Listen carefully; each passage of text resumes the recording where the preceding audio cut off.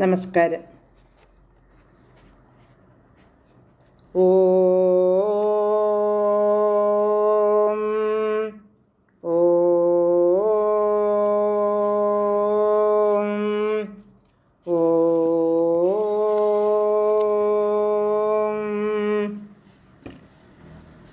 കുജനം രമരാമേതി മധുരം മധുരാക്ഷരം ആരുഹ്യ കവിതാശാഖാം വന്ദേ വാൽമീകികോകിലം.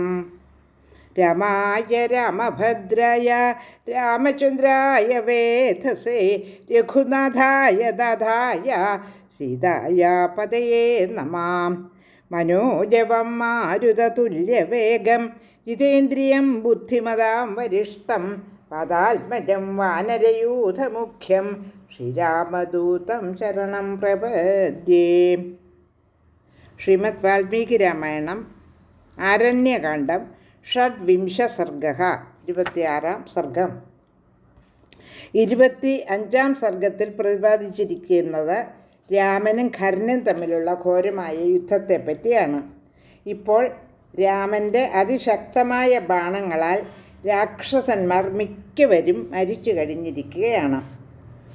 അവരുടെ ഛിന്നങ്ങളായ കുതിരകൾ, തോൾവളകളോടുകൂടി ഛേദിക്കപ്പെട്ട ശിരസ്സുകൾ, അതുപോലെ വലിയ ആനകൾ, നുറുങ്ങിയ രഥങ്ങൾ എല്ലാം അവിടെ വീണ് കിടക്കുന്നു, യുദ്ധഭൂമിയിൽ ചിതറിക്കിടക്കുന്നു.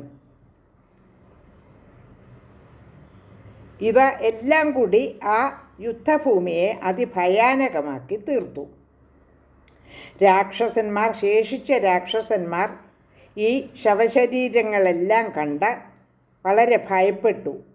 അവർ രാമനെ സമീപിക്കാൻ ശക്തരായില്ല യുദ്ധത്തിന്. ഇപ്പോൾ ഖരനെ ആശ്രയിച്ചുള്ള സൈന്യത്തിൻ്റെ ഒരു ഭാഗം നിശ്ശേഷമായി തുടച്ചു നീക്കപ്പെട്ടു. 26-ാം സർഗത്തിലെ പ്രതിപാദ്യം എന്താണ് എന്ന് പരിശോധിക്കാം. ഷഡ്വിംശ സർഗഃ 1, 2, 3, 4 ശ്ലോകങ്ങൾ ചൊല്ലി അർത്ഥം പറയാം. ദൂഷണസ്തു സുഖം സൈന്യം ഹന്യമാനം വിലോക്യ ച സന്ധിദേശ മഹാബാഹുർ ഭീമവേഗാൽ ദുരാസദാൻ രാക്ഷസാൻ പഞ്ചസാഹസ്രാൻ സമരേഷു നിവർദിനഃ തേ ശൂലൈ പട്ടിശൈ ഖഡ്ഗൈ ശിലാവർഷൈർദ്രുമൈരപി ശരവർഷൈർവിച്ഛിന്നം വവർഷുസ്തം സമന്തതഃ തദ്ദ്രുമാണാം ശിലാനാം ച വർഷം പ്രാണഹരം മഹത്. പ്രതിജഗ്രാഹധർമാത്മാ രാഘവസ്തൃഷ്ണസായകൈഹൈ പ്രതിഗൃഹ്യ ച തദ്വർഷം നിമീലിത ഇവർഷഭഃ. 1, 2, 3, 4 ശ്ലോകങ്ങളുടെ അർത്ഥങ്ങൾ. ഇപ്പോൾ ദൂഷണൻ്റെ നേതൃത്വത്തിലാണല്ലോ യുദ്ധം നടന്നുകൊണ്ടിരിക്കുന്നത്. സ്വന്തം സൈന്യത്തെ നശിപ്പിക്കുന്നത് കണ്ടിട്ട് മഹാബാഹുവായ ദൂഷണൻ അതിബലശാലികളും യുദ്ധത്തിൽ പിന്തിരിയാത്തവരുമായ 5000 രാക്ഷസന്മാരെ അയച്ചു. അവർ ശൂലങ്ങൾ, പട്ടിശങ്ങൾ, ഖഡ്ഗങ്ങൾ, കല്ലുകൾ, മരങ്ങൾ എന്നിവ ധാരമുറിയാതെ രാമന് നേരെ വർഷിച്ചു. അമ്പുകളും വർഷിച്ചു.